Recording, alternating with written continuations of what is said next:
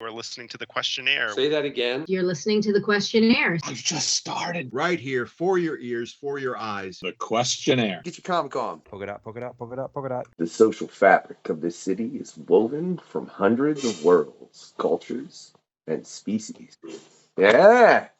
I mean, I'm pretty sure there's no, like, birds or bears or deers or anything writing comics. I'm pretty sure it's just humans, right? But besides that, yeah, they come from all over, ladies and gentlemen. This is the questionnaire. I am the unknown factor, aka that Wade Wilson of hip hop. But as I said, man, this is the quest, and we're talking comics, right?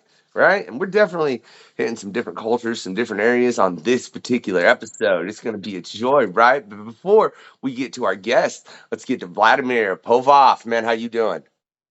Hey, not bad. Another daily quest. Not doing too bad. How are you guys doing? Dude, don't say daily. I ain't doing it that often. I have to, like, are you serious? Like, look, I need to finish typing up a description. Another glue request. Is that okay? We're trying to do 2 a week, but if everything goes as planned, I've dropped 3 quests and 1 PanCon this week. That's if everything goes as planned. I got to type and do a bit of editing and this and that, but that's neither here nor there, Vlad, right? But I know you're over there in Serbia, and our guest today is clear in Italy. Hey, but real quick, man, do you feel better about actually being able to do a quest and it's not 3 a.m.? Yeah, it does feel surreal. Pulling a day shift, almost like a Jamie Foxx movie. Yeah, it's good movie. It's just kind of funny, yeah, because normally when Vlad joins us over here, like I said, it's late as crap. But I don't know if y'all see that. I feel like I need to just see, I pushed it so much. Oh my god. Darn. I was hoping I could make it to where I got that glare off that lovely cover of issue 9. Bring that closer for a moment, come on. Of issue 9 of Blade. Let me see. See. Yeah, of issue 9 of Blade. Oh, wait.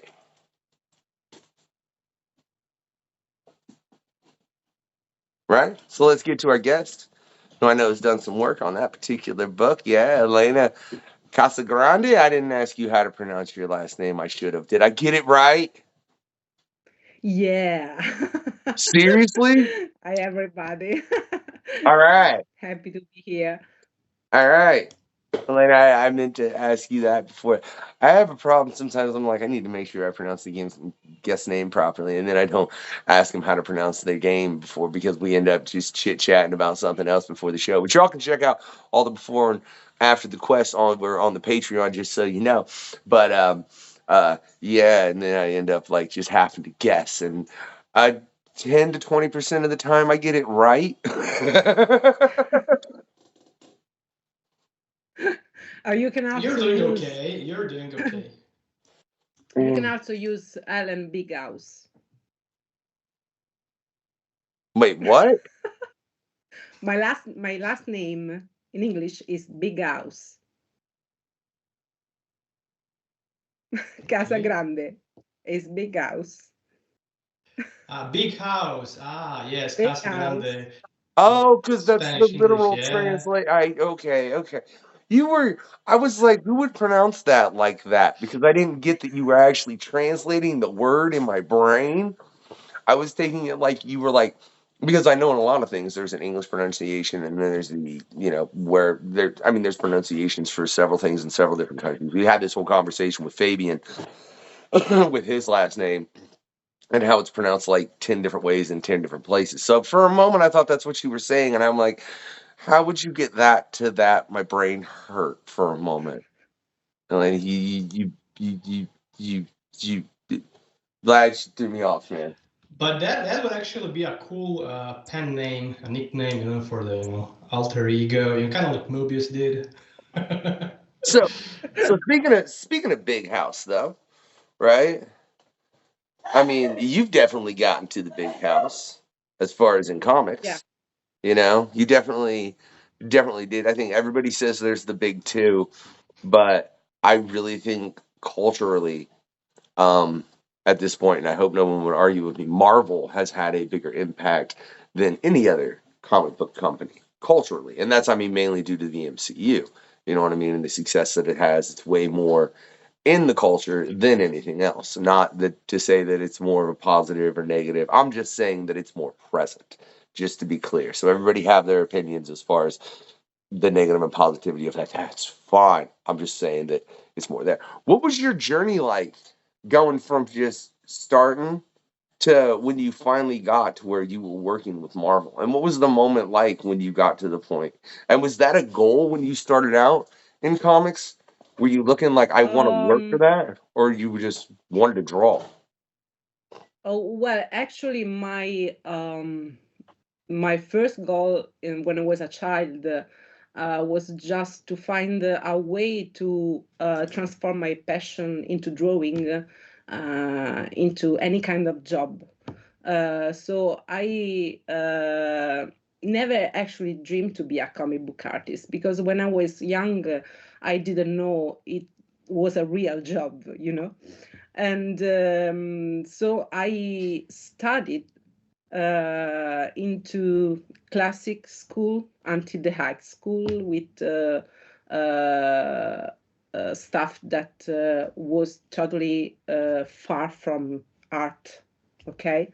And just right after the high school, I found a comic book art school in Rome, and I decided that I want to give it a try to see if I was able to do something with my passion.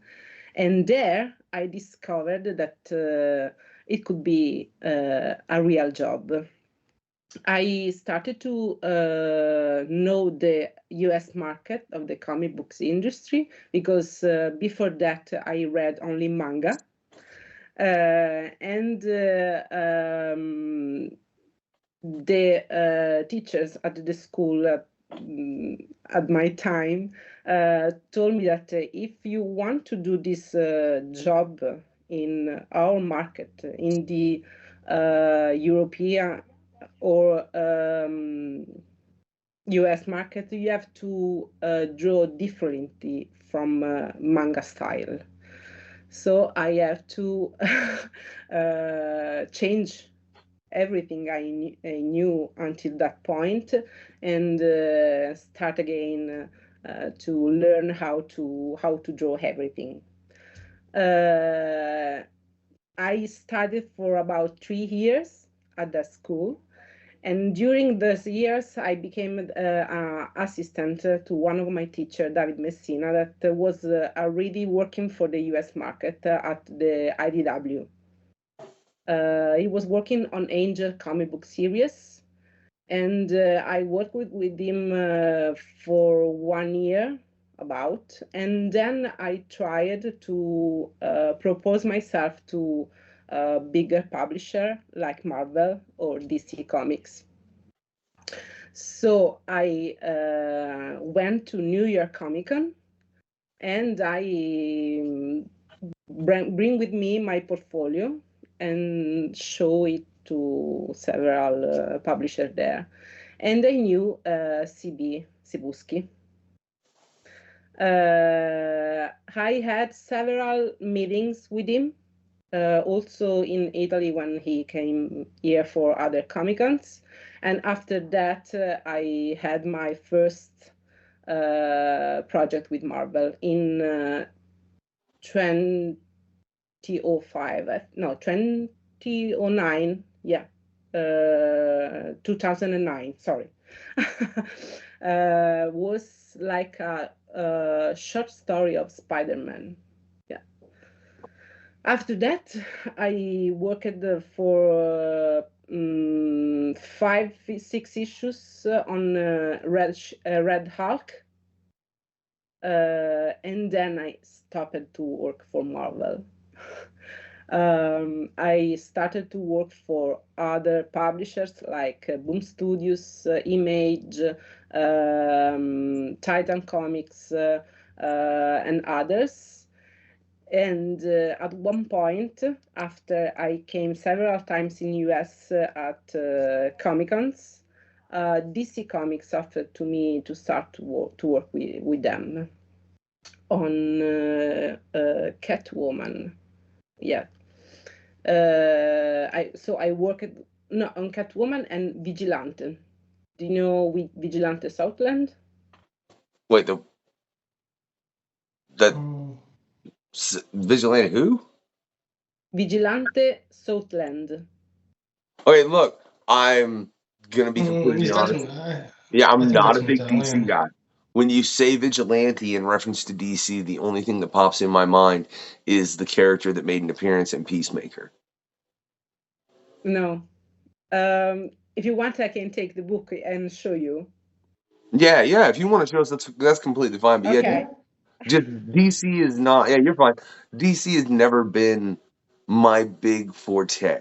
I don't know why. It's just it never has been. Right now, I'm just slightly annoyed at my computer being a pain, to be real honest, because I want to bring up certain things and. Okay. This one. And was that within the primary DC universe? Actually, it was like a kind of relaunch of the Carter. Okay. Yeah. Was it before New 52? The year? Yeah, maybe that was before they relaunched in 2012 New 52. The year was I don't know. 2016, maybe, or 2015. I don't remember. And it was like Okay. 8 or 7 years ago. Cool. Yeah, I don't. Do you know when they started the New 52 vlog? 2012. Okay. Look, you're like, yes, I do. I got no idea. Again, like I said, I've never read a lot of DC. I mean, there are certain characters from that universe that I'm a big fan of, but like overall, I when I was younger, initially leaned really heavy towards Marvel, and now I lean heavier towards all the other companies that you were mentioning, Elena. You know what I mean? Like, and now I could pull books from every company that you just named, as well as if you go back in the Quest, y'all, and you want to check it out, there creators from every company you've named, Elena, to that extent. You know, as far as from Image, Boom, and Dynamite. What do you think is the difference between working with the two major publishers? Because obviously there's going to be a significant difference because you're dealing with those. There's a connection to Warner Brothers and Disney, as opposed to, well, depending on how far you go back with Marvel, anyways, as far as the connection with Disney. But when you're dealing with the other publishers, they don't have that top of the head, probably thinks way more as far as in marketing and things as opposed to where DC and Marvel do. And what do you find the difference in working for those companies comparatively? Well, actually, the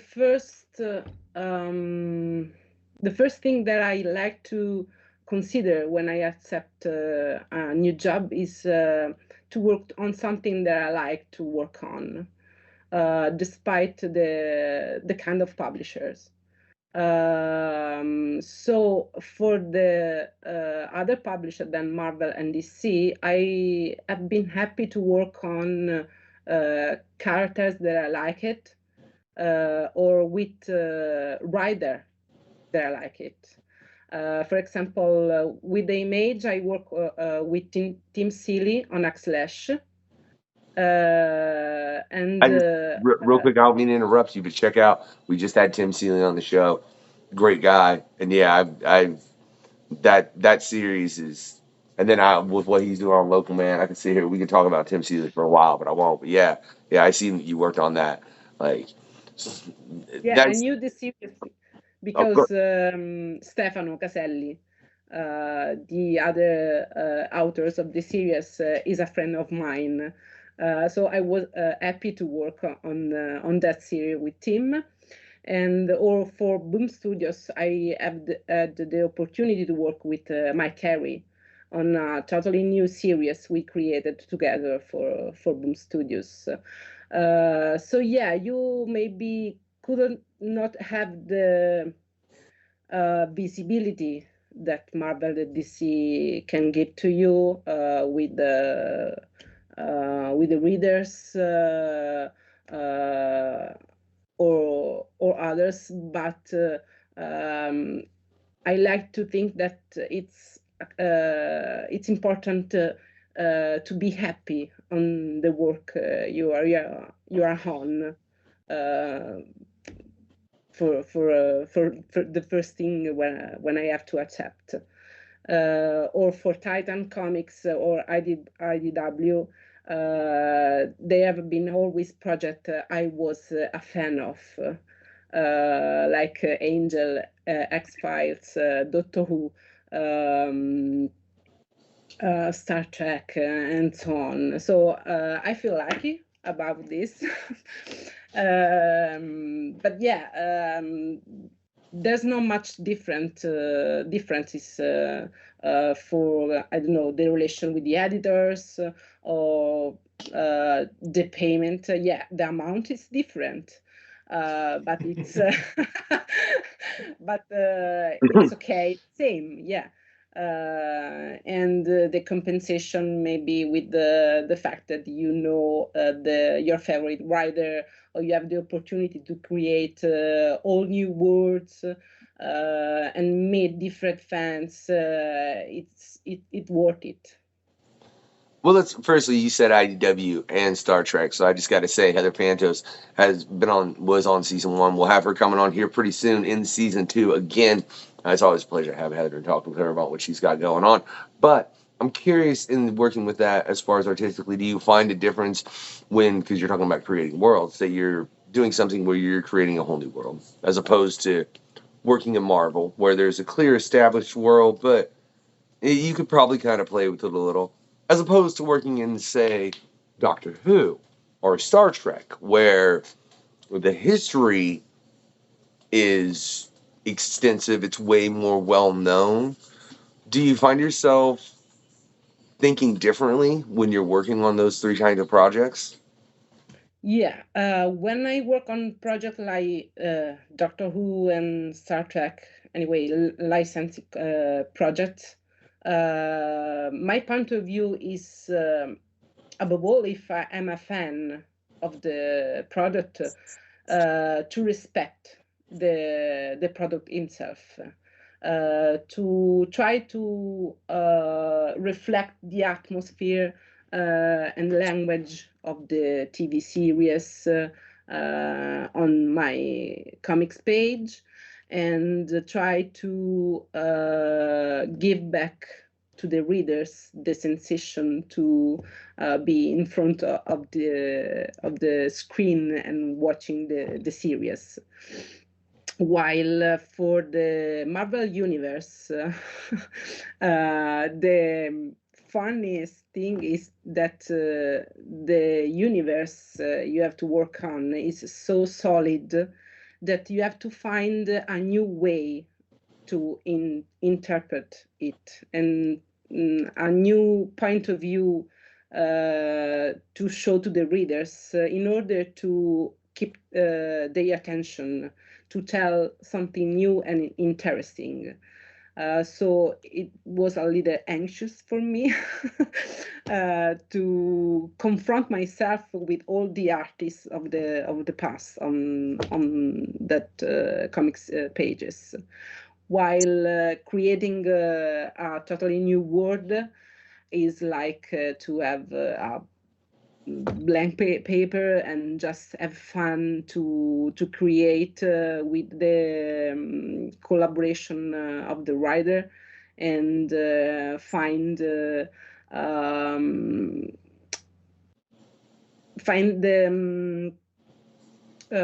empathy, the synergy, and create something good, something beautiful, something interesting, not only for both of us, but also for the readers. It's 3 different approaches. See, that's very intriguing. It really is. And firstly, congratulations as far as being a Stormbreaker for 2023 for Marvel. You know, what was that like getting announced as far as for that? I mean, because I know Martinez, dude, really don't. Oh, I've had too many people on the show, and sometimes when you ever get a point where you want to summon a name to your brain, and then it just goes that Every way. time, every time. It happens, yeah. I have that happen way too much on the show, and it makes me feel kind of terrible sometimes. I'm not gonna lie, because I'm like that should be able to be summoned right to my brain. But what was that process like as far as being announced that you were within that class of Marvel Stormbreakers? Can you repeat? What was that like as far as when Marvel announced that you were part of their Stormbreakers for 2023? Oh, I feel really excited and on one side pretty unexpected, but on the other side, after the Eisner Award, I already knew that something could be happen, but never I thought about to be Stormbreakers. Yeah.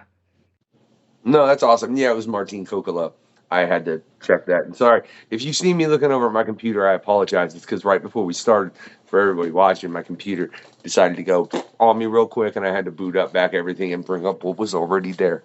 You know, life and little things and tech issues. You gotta love it, right? Vlad thought we were supposed to start an hour past from when we were supposed to start. It bloody well happens, man. And I do think it's interesting though with what you were talking about as far as the creative universes, the fact that your first work was Spider-Man, which is obviously something that's heavily established. But I just want to hear y'all talk about for a minute the foreign market, because I know between you two, like you were at the beginning and when we were just chatting, y'all are talking about things that are over there across the pond and such, and I don't have any idea what y'all were talking about in some of the cases, to be real honest. Yeah, we talked about Italian comics. Yeah, I don't. The fumetti. You don't know Italian comic books? I mean, I know. Look, I know of the existence of comics in all countries. You know, like I know they exist, Dylan but Dog, man. Dylan Dog, the movie with Brandon Ruth in Orlando that happened. wait, what movie? Oh no Dylan one. Dog. There are Or actually two movies. One was from the more recently, 1990. more recently, did you ever see? I think on Netflix, Dampir movie. No, No, okay. Oh, it made I'm not a big it was made into Netflix. a movie.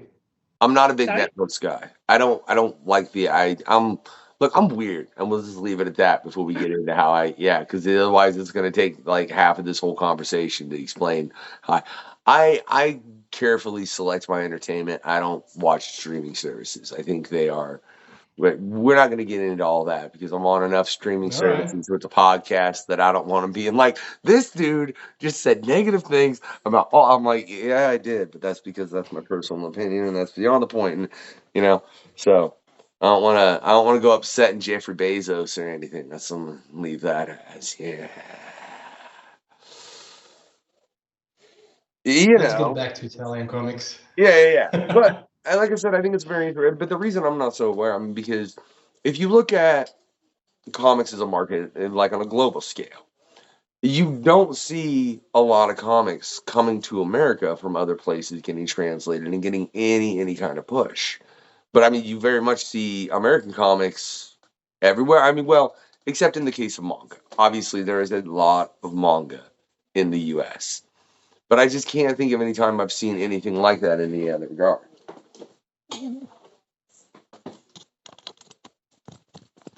Well, there are like Titan Comics has a presence in the States. They do a lot of French and Belgian and European comics. And there are a few independent publishers that did Italian comics.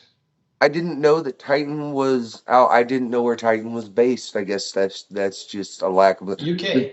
Yeah. UK. Okay, because the only one I would think of is 2000 AD, which I'm a fan of a lot of things that have come from 2000 AD. But short of that, it's the only overseas publisher that like comes to mind. Even though I can't tell you the amount of people that we've had from, I think there have been more people from outside of the U.S. than in the U.S. on this show. I would have to check. I'm not gonna, but that's besides the point. But I know it's at least a pretty close ratio. And I mean, most of these people are working on American comics. Why do you think it is that there's so many people outside of the U.S. that work on comics that are American-based companies? And this is purely a question to speculate. Do you see that the other way, where there are Americans working on a lot of books that aren't American-based comics? You want the first, Vlad, or? Whichever one you want to go with, Elena. I don't, because like one of them is completely just a speculative question because I don't know personally as far as the second part, but I know in the other case it's totally a fact. Personally, I think that I see most of the time people from other countries that work for the American comics industry than the opposite. Maybe because most of the people that are in US live your same situation. You are not usual to see other kind of comics most of the time than the American ones, you know. But here, especially in Italy, we have we have a big tradition with Bonelli comics, like Tex, Dylan Dog, and others. But we have also signs always to read comics from all over the world. So we had South American comics, French comics, Japanese comics, and so on. So we have like the ability to adapt our artists to different kind of storytelling or kind of approach to the styles, you know. We used to read a lot of things. We have the opportunity to reach a lot of kind of comic books.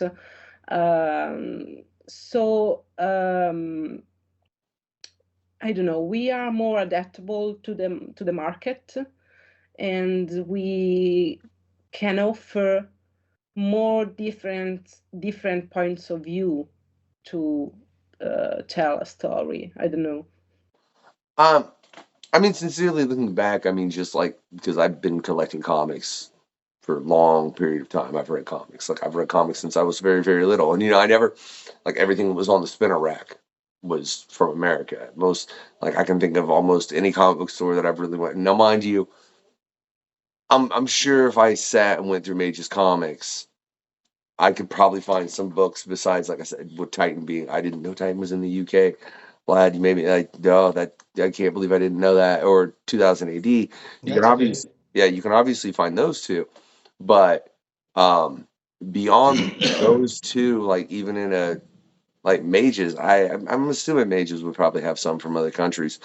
But if you look, like I'm in a smaller town, and the comic book store I used to go to way back when they were a comic book store, they carry pretty much the main two, and then like even some of the smaller companies they didn't carry, but that was just purely the size of the comic book store.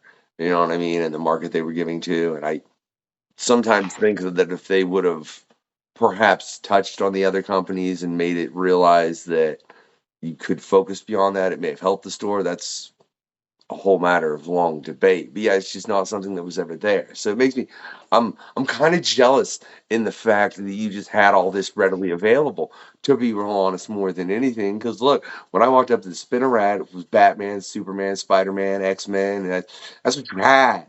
It was an Archie, you know. which I never read Archie. That's why it took me a minute to add that one in. So, yeah. You had Archie, never read Archie? Did you read Mad? Man, Yeah, I read you had Mad. options. Look at me. Look at me, Vlad. Do you think I read Mad? Yes, I read Mad. What's wrong with you? Why do you think I'm so mad? I mean mad like stir crazy, by the way, not like mad like just to be clear. But yeah, that's why I'm a little nutty. Man, of course I read Mad. Like I got my boy reading cartoons right now, which is essentially the car version of Mad. There we go. Yeah. Well, one of the reasons why American comic books only most of the time had American comic books back like 30, 40 years ago was it was partially because of the country propaganda, and it was probably mostly because of the format of the comic book. European comic books, Italian had like several formats, like Alan for the Small, the one that was bigger, graphic novels were bigger. We had like hardcovers. French and Belgian comics were like big hardcovers. So manga is just like back pocket stuff. Those are all different variants that were not applicable to US comics. Also, the whole market, distribution and the system in the United States is pretty much only United States based. Europe has a completely different system. Basically, every country has their own system. Italy has their own retailer system through Feltrinelli and other bookstores. France has different, Balkans, Serbia, Croatia, actually all the Eastern Europe stuff has different things. So that's one of the reasons and problems why there wasn't such a cultural exchange. Also, other countries imported culture, the entertainment and all of that, while manufacturing was mostly, done in US. So that's why we had like import of everything here, and we got to like pick and choose. Today I want to read manga, tomorrow I want to read Italian. Wednesdays for like superheroes, Thursdays for like contemporary drama from Victorian France. So basically that's it. That's very, very intriguing to learn and really think about. But like you said, think is free. I think that's always a positive thing, Elena. Just to think about that overall though, and I wonder because obviously, like I said, 2000 AD and Titan, they do get their comics, but that's because look, they deal with Diamond, right? The Diamond distributors. I wonder. Yeah, so I mean, the second you get in with Diamond, you can get your comics within the U.S. market. I wonder if that's pretty much what's caused that issue, as far as other companies being able to get their books over here, is the fact that Diamond distributors is well until recently. I mean, Penguin Books is kind of doing a couple things now, and I know I think Image signed over with someone else and isn't using Diamond anymore. I wonder how much effect that has with foreign comics getting over here, just the control that Diamond has on the entirety of the comic book market. It could be, yeah. I don't know how it works properly, but I think, yeah, Diamond had his big part on this situation. Yeah. I think, yeah. Go, Lena. Bad Diamond. We have several retailers here, several kind of distribution. Some distributor became also editors here in the years. They do the opposite. From distributors, they became editors. There's also another fact that we not only have comic book shops. Comic book shops came only recently. We used in the decades before to have spot like we call them edicole. It's like a little shop in the streets or in the plazas of all the towns and cities here in Italy that sells newspaper, you know, but also comic books, a lot of comic books. So you had the Disney comic books like Mickey Mouse or Bonelli comic books or Spider-Man, Batman. You can find all together in the same spot everywhere, also in the smallest village in Italy. And this, yeah, I can deny that it's a matter of distribution. Yeah. I think it's funny. So ostensibly what you're saying is you guys never got rid of the newsstand. In a way. Yeah, newsstand. That's what it's I mean, called. that would be the American equivalent to that, because I mean, when there used to be a newsstand, that's when, you know, you could get in comics. It was very much a different market for comics before. Pardon me. They made it a direct market by introducing comic book stores the way they did, which I can't directly. I'm sure there's somebody that's going to be like, dude, you're wrong, but I'd say it was probably around the 1980s or 90s where you went to the direct distribution as far as dealing with comic book stores, as opposed to just putting them on a newsstand, which, I mean, you could give a huge argument about that as far as what that did to just the U.S. comic book market. I would think that it did affect it. But so to have those, are those still around? Yeah, actually they are starting to disappear because we have more comic book shop or libraries, but we still have them. Yeah. I'm kind of jealous at that, just so you know. Like I really, really am. Like the idea of a newsstand that's like, here's all your magazines and comics, and they're just there like that is an awesome idea, and it's something that's been lost in this country. I don't know. I'm pretty sure you ain't even seeing them in any big city you go to. I can't think of the last time that I've seen any kind of. And I was just up in India at a convention, so I mean, if there's an idea for you, get a newsstand and just travel around the conventions and just be outside at a newsstand. Man, I mean, what you telling me that wouldn't be? I'm just saying. I'm just The saying. walking artist alley. Eh, eh. No, you just You got to be put right here and outside. there you go, like you said. Yeah, you just got to be right outside the entrance, man, and just flip out a brand new newsstand. And like, yeah, I don't know, just a random thought, and me just being nostalgic of the fact of being able to go and get books like that, and the fact that y'all can. I'm just jealous now. Vlad, ask a question. I'm just sitting over here. I'm gonna be jealous. I'm just gonna be jealous. All right. I'm just Let gonna be people learn from the jealous for a questionnaire, moment. actually. Yeah. Okay, let's see. Yeah. PC or Mac? You said. Mac. Okay. But Better for work. Why Go Mac? ahead. Why Mac? I need to know, Elena. Why? Because I don't want to care about anything else than work. All right. So, what makes John Constantine your favorite character? The first thing is that is a really cool guy. Okay.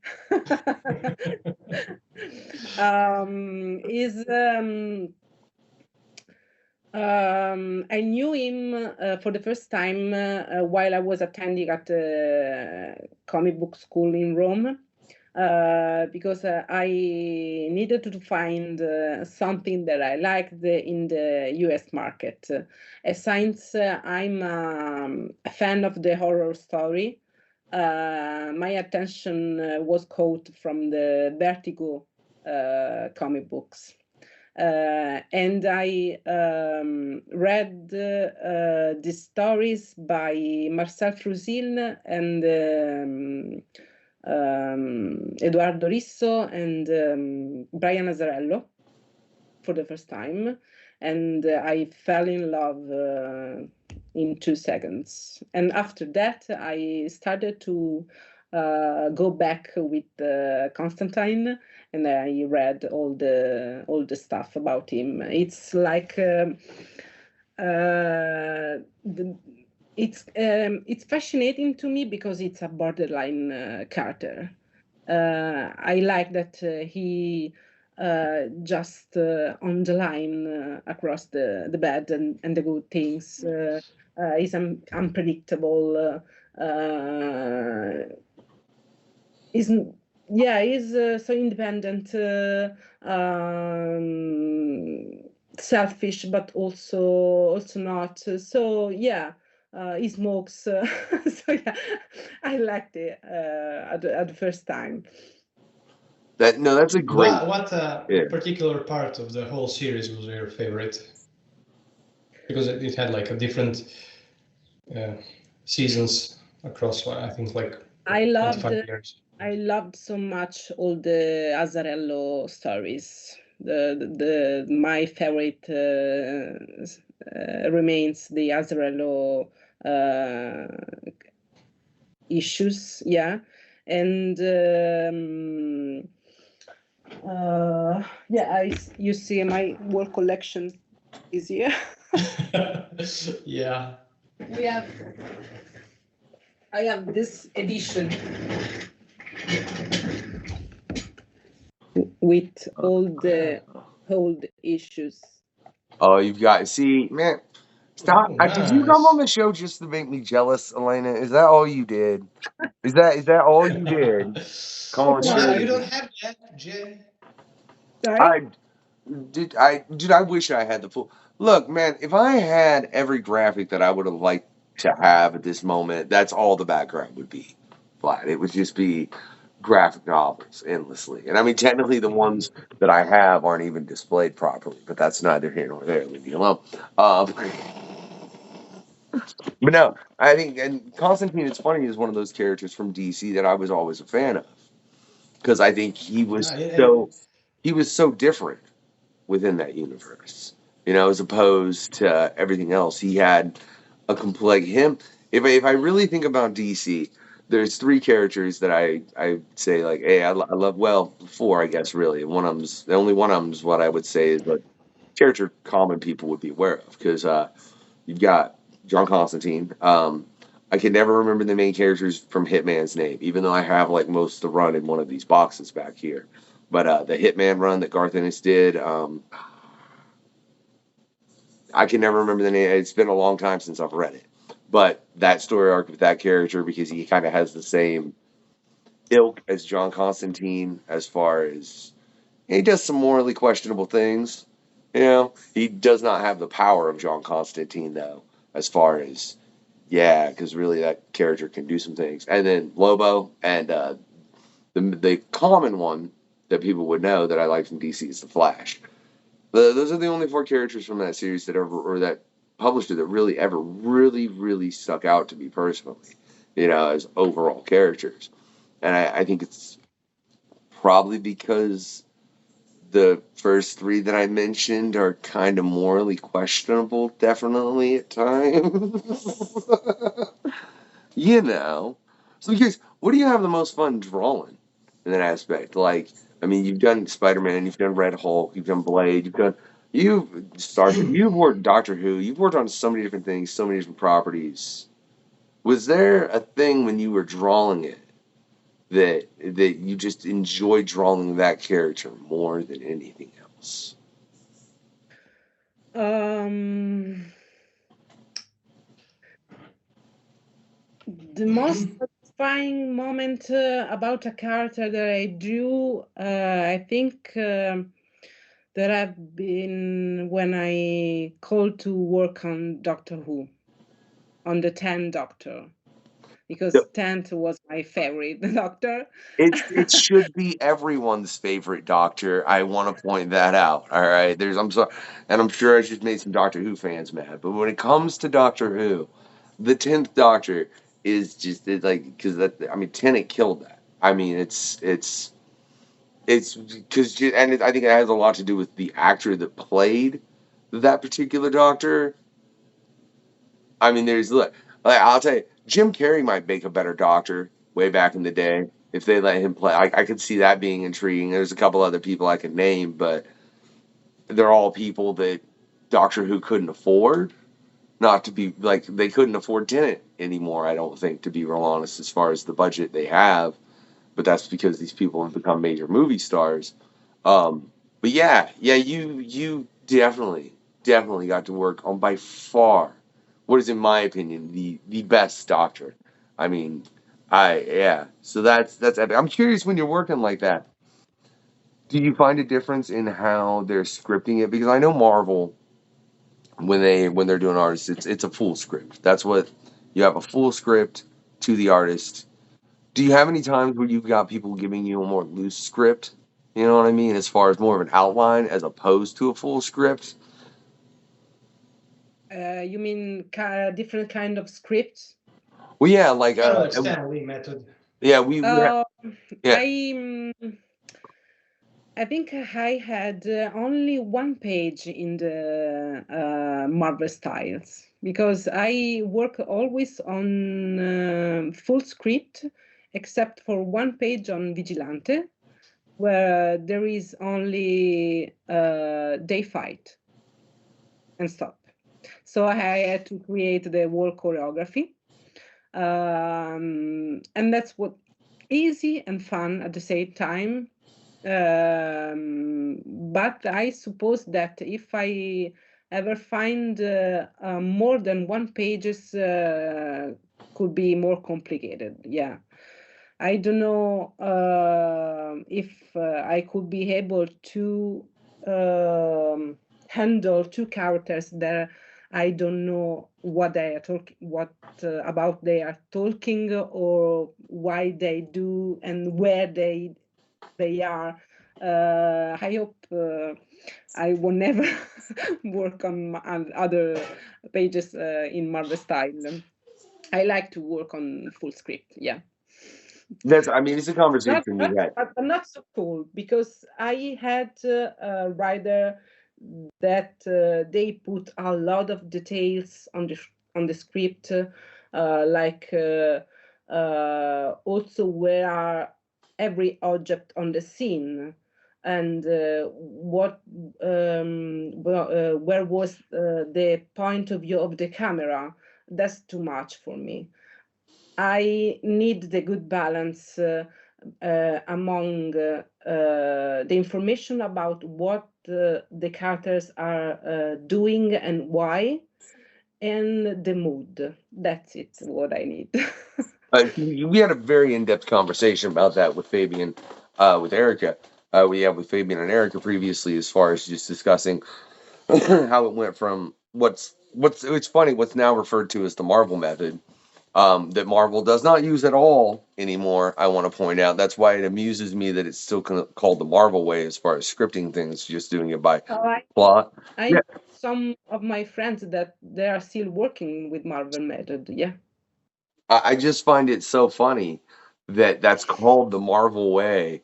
And if you did it with Marvel, they would look at you and be like, "Go give us a full script. What is wrong with you?" You know? And it's like, dude, I wrote it the Marvel way. And it's like, that is not the Marvel way anymore, but it's still called the Marvel way. But I think it's interesting you say where you can just get too specific, because I could see that as an artist, like, if you're being told where to place everything, as hard as a person visualizes it in their head, that doesn't mean, like, unless that person has the capability to reproduce that picture, it doesn't mean any other person is going to be able to get it exactly like in their head. So I think that is a terrible way to script things. I fully agree with you, Elena. It seems like it would be overbearing to a certain degree. You know what I mean? I don't, but that's just intriguing. But you wouldn't want to get one just the Marvel way at all, like that. That you wouldn't want a script like that. I don't want, because thinking about it, I also could be afraid at the end of the realization of the issues, to be unhappy with the script the writer could put on my drawing. Maybe I imagined different stories, a different situation, and the writer could use totally different words for the characters. I could be really sad or upset at that point. So I really hope to never work with Marvel method, or at least only about action sequence. No one speaks, no one talk about anything, just fight. Okay, that's okay. That's a cool way to use the Marvel method, but that's it. Okay, but what do you do if it's it says they fight and say it's like Spider-Man or Deadpool? Because let's be honest, they don't shut up even if they're fighting. Well, You do the meme. I worry about choreography. They can say whatever. You know, that's just you got them rare occurrences where it's like, yeah, they're gonna banter endlessly, and I love it. So I was just curious if you would handle that a different way if you were given one of those two characters in a fight, because obviously if it's just a fight and I don't know, like Red Skull and Captain America, they're not going to talk a lot. You can just do a fight sequence. But I don't think I've ever seen a fight sequence with either Peter or Wade in any regard where they weren't talking, like, or at least there wasn't an inner monologue. So when you're, They used to talk while fighting, yeah, So you to you can show you don't have to show their expression, except they have the masks. But you can focus on the faces. You can show them just fighting, and then in the meanwhile, the writer can put all the words or the dialogues she wants, she wants, But if you think, if I think about Marvel Way in a quiet situation among two or more characters, they're just talking. Maybe they are deciding what to do, or they want to effort about their feelings and so on. I need to know what they are talking, what they are saying, to focus on their facial expression. So in that case, the Marvel Way is really complicated to me. you don't think it would I be don't know. possible to just list the emotions that were wanted there? I need to know from the writer what kind of emotion they are. Okay, so you wouldn't necessarily need the script of what was actually being said. You would just need them to convey the exact emotions that the characters were feeling at that moment, and then you would be comfortable with it. I don't know, because sometimes when I work on a script, I change the facial expression on basing on the balloons. You can blame Maybe Fabian. Oh, you can blame Fabian for all these questions, just so you know. That's okay. maybe the characters talks a lot, and so the balloons is pretty huge. But maybe there's just the last sentences that I focus on, and I use that sentence to choose the expression. So in that case, I need the full script. So if it's Deadpool, you just know you got to leave a space for a really big bubble, ostensibly. Yeah. All right.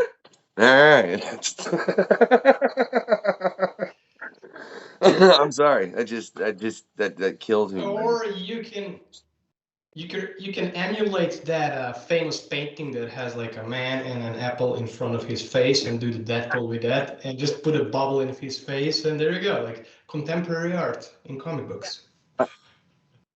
This is not a balloon. Yeah. And that would a balloon You can like be a a bubble. balloon and have like the text on the balloon on the curve. If you just did that in front of Literal Deadpool's balloon. mouth all the time, yeah, Vlad, that would work perfect. It Yeah, it really, would. it would. Now I need to see this actively done.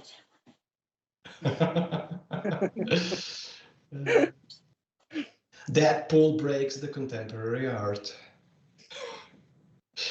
Breaks scene, actually. Yeah. I mean, with everything Deadpool's done, it totally fits that character. So I'm curious, though, like, with everything that you have worked on, is there anything out there, property-wise, like, period, from anyone, that you look at and you go, that's something I still want to draw professionally? Yeah, we talked about him a few minutes ago. I want to work on John Constantine. I would. I know. They are probably making a sequel, so who knows? We might get in. Oh, I don't know. Send them an email. I don't know. I know he's not this character anymore. So my dream is vanished. But never say never. You can always keep it as a form of commission. Oh, I did a lot of commission about Constantine. Yeah. I know with how you've handled Blade, I would be very intrigued to see you do a John Constantine book, to be, in all honesty, like, with what you've done with Blade, I think on a John Constantine book, you would be phenomenal. Yeah, I really do. I will say that much. I'd be very intrigued to see that. I don't know if they're putting out any Constantine right now either, but look, and as far as the character changing, it's DC. There's a probability he might just completely change back. Let's be real honest here. I mean, it's not like look, the graphic novel I was home when we started this show. Superman ain't blue no more. Lobo is back to his big biker self, right? And I can't think of how many other instances you could say that about a character where they went and then they did and then it went back and then it yeah, because let's face it, when it comes to reboots, I'm trying to think of a way to put this, because that's not DC is well, likely to do one in a couple years. Yeah, we'll say it like that. That works. Yeah, you know. Yes, I was thinking more about the fact that maybe I would like to work with a contemporary Delano to do something that worth to work on. I mean, I would like to do something more uncomfortable for the modern age, like was Vertigo for during the first years of their publication. You know what I mean? Yeah. Something that kind of pushes social points and such. Yeah, I understand that. I don't see that goes back to the fact that I think that they, and by they I mean the big two, there's just part of those two companies that I think are less likely to do that nowadays because of the amount of backlash that stems from the internet. And it's funny because I think that once it's made public, there'll be people complaining about it. They don't even read comic books at all. And it's like, look, if you've never stepped into a comic book shop in your life, you shouldn't complain what's in a comic book. Just because why? Why are you wasting your time on a medium you don't even consume? And it's just because, like I said, it gets pushed out on the internet, and then the crowd goes wild.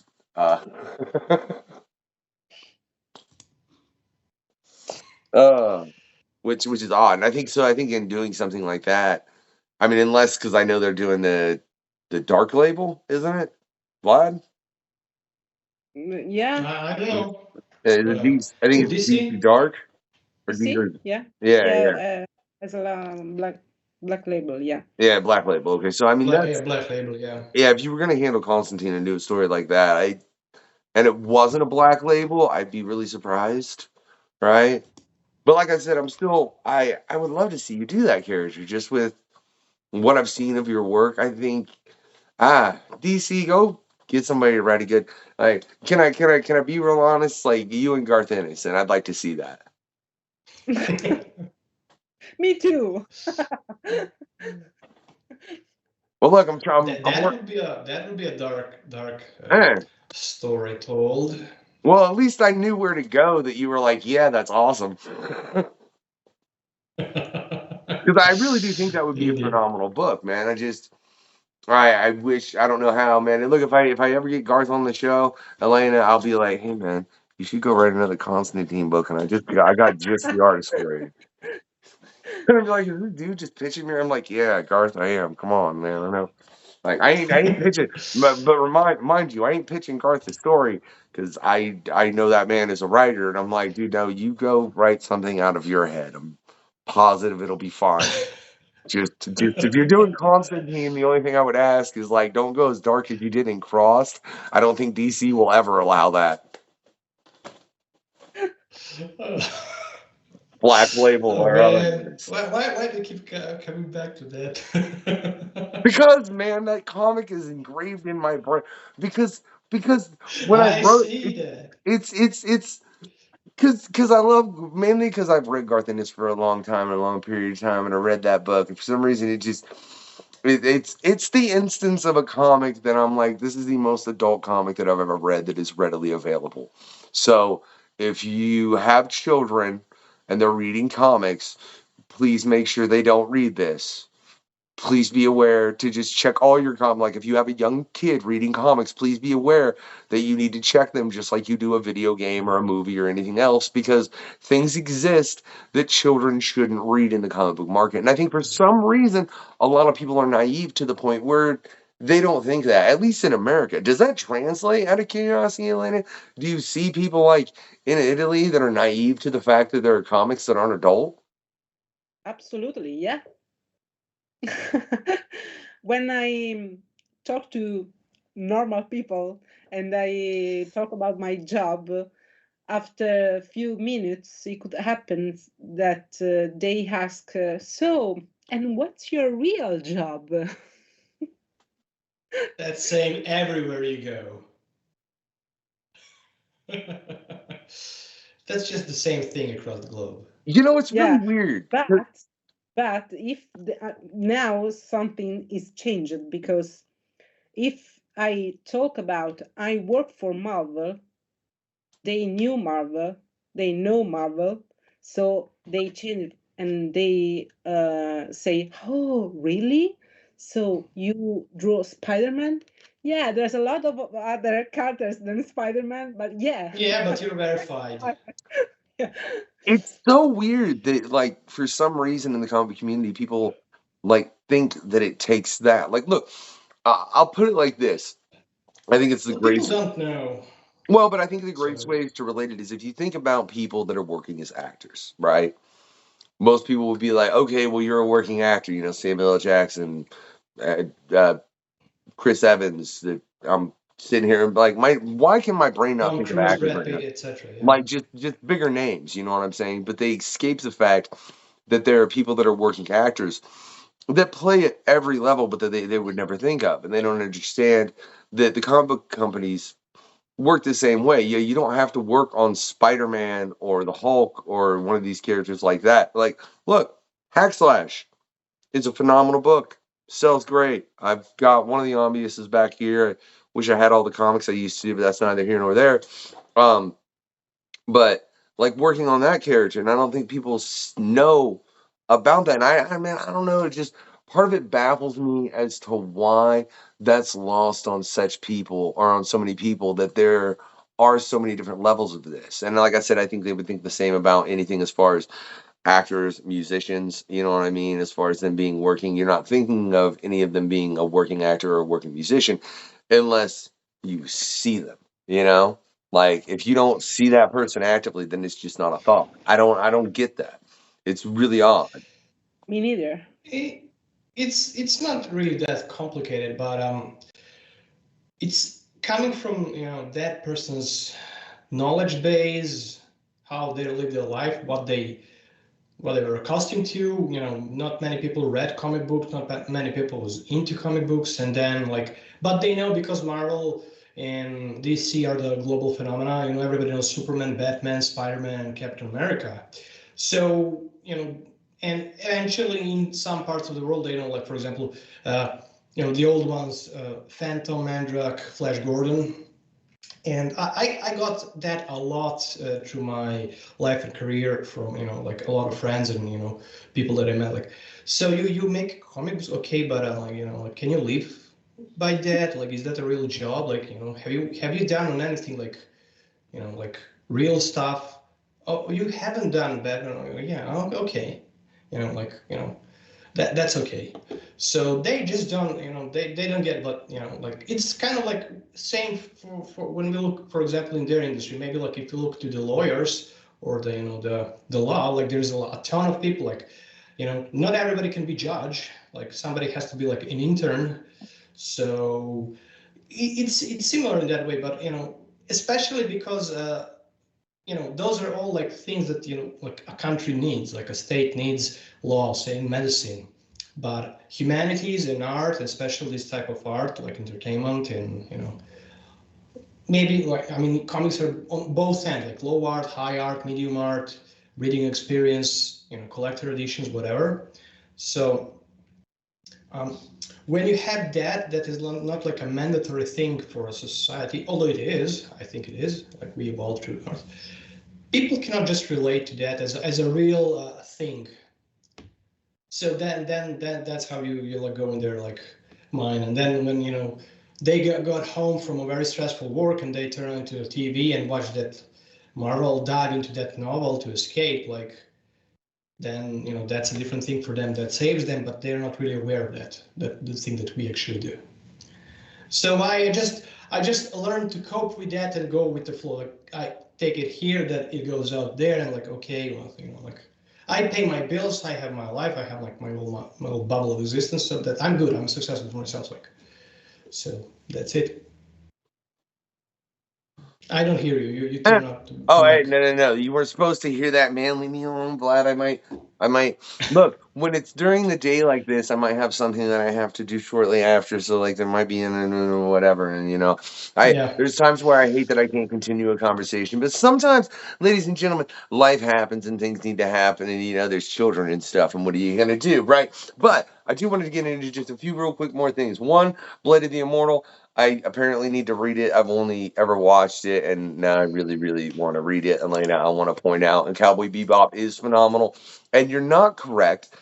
Hell yeah. Most of the comic book worlds are too scary, right? But you got to think like My Little Pony, right? Care Bears, right? There's a couple outs that are left there, to where, right, like right, there's nothing terrible, right? But hey, Vlad, ask one more question. I got to do one more thing, and then we're gonna wrap this up. All right. Yeah. I'm gonna do it. Favorite film, TV show based on a comic? You said Daredevil. Which one? The old movies with Ben Affleck or the new ones from the Netflix? The series from Netflix. Oh, nice. Hey, how? I watched the first and the third seasons. I don't know how many times. Yeah, it was a really good show. How did you like Punisher? Did you saw? I enjoyed it quite, but not so much. Was good, but not so good. Yeah, I here's an still interesting can't. one. It's not in the questionnaire, but when we talk about TV shows, the DC universe, which Flash is your most favorite one? The one from TV or the one from the Zack Snyder movies? I have to confess, I still have to watch the Snyder's Flash. I didn't see the movie yet. So my favorite is the Flash from the TV series, at least from the. Oh yes, that's the real Flash. Well, First two seasons? real quick, the reason for that is because at least that individual as a human being was more like Barry Allen than the individual that played in the film that ruined the film just by what he did in his actual life. Because if you're going to play a character that is that pure-hearted, you can't get accused of all that crap. All right? That dude should have been playing a villain. I'm just saying. We're not going to get any more into that, right? Because it's bloody well terrible. And Elena, It's Grant Gustin. it's been a pleasure to have you on. Truly, it has. I want to bring you back for a PanCon. Hopefully, in the future, I'm going to end up hosting a PanCon at freaking 9 a.m. just for a bunch of people that are not in this dang country and whatever, right? Hey, that's breaking new records for you. Dude, look, yeah, but time is finite, right? And we'll just leave it at that, right? But always take the time to think, because regardless, that's free, ladies and gentlemen. I wanted to let you know that, right? But before we go, I just want to let you know, if you've enjoyed this interview with Elena, right? What I want you to do is send her some nice vampires, right? You know, not the kind that are gonna kill her, but you know, ones that are kind of chill, right? With a bunch of really dope Legos and Twix, right? All right, so some nice vampires. I just got a bunch of Legos and Twix for her, man. Because I totally, like, Legos are freaking epic. I was playing Legos with the boy yesterday. I got to go get him in a minute so we can play some more. Right now, if you didn't enjoy this interview with Elena for some reason, which you should, I don't know why, right? What you need to do is you need to get a ghost, yeah? That just bring her just smelling of truffles. Actually, let me take this back. Send her Slimer from Ghostbusters right after he has eaten a massive amount of truffles to tie her down, make her watch mafia movies while he sits and does that. All right? Yeah, look, I seen the facial expression, Elena. That's right. Right? Besides that, I just want y'all to do 4 things, right? 1, like I said, check out all the links in the description. 2, give it that thumbs up or whatever the equivalent is to wherever you're listening. 3, get your comic on. 4, have a good, night, evening, whatever time it is, y'all. Afternoon.